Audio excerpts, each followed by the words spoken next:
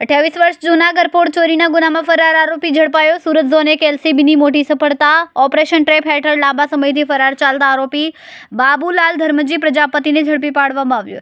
વર્ષ 1988માં ઉધના પોલીસ સ્ટેશનમાં નોંધાયેલ ઘરફોડ ચોરીના ગુનામાં આરોપી અને તેના સાગરીતોએ ગોડાઉનનું તાળું તોડીને અંદર પ્રવેશ કરીને લાખો રૂપિયાના ગ્રે કાપડના ટાંકાઓની ચોરી કરી હતી। ચોરી થયેલા મુદ્દામાલની કિંમત અંદાજે 3.24 લાખથી વધુ હોવાનું સામે આવ્યું। આરોપી વર્ષો સુધી નામ સરનામા બદલીને પોલીસથી બચતો હતો, પરંતુ ઝોન 1 એલસીબીની બાતમી અને ટેકનિકલ તપાસના આધારે આખરે કાયદાના શકંજામાં આવ્યો।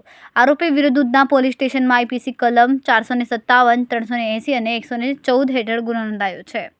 मेहरबान पुलिस कमिश्नर सूरत शहर के मार्गदर्शन में ऑपरेशन ट्रैप के अंतर्गत सूरत शहर के जोन 1 एलसीबी ने एक बड़ी सफलता हासिल की है, जिसमें 28 साल के नाश्ता फरता जो कि घरफोड़ चोरी का आरोपी है और 28 साल से पुलिस उसको लगातार ढूंढ रही है।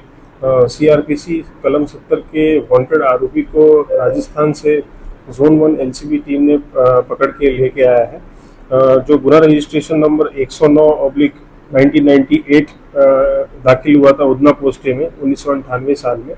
और इसमें जो वांटेड आरोपी है उसका नाम बाबूलाल धर्माजी प्रजापति है।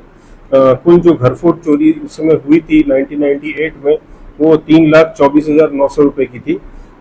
इस कामगिरी को पूरी जोन 1 एलसीबी ने कंटिन्यूअस टेक्निकल और ह्यूमन सर्वेलेंस के हिसाब से किया है। कई बार ऐसा हुआ है कि वहाँ पे जाने पे आरोपी वहाँ से छटक के भाग जाता था, इसीलिए जोन 1 एलसीबी ने अलग तरीका अपनाया और वहाँ पे जाके लोकल जो वेशभूषा था उसमें अपने आप को ढाला। 3-4 दिन वहाँ पे रहे, लोगों का कॉन्फिडेंस जीता, उसके बाद वहाँ से आरोपी को पकड़ के लाने में सफलता हासिल की है।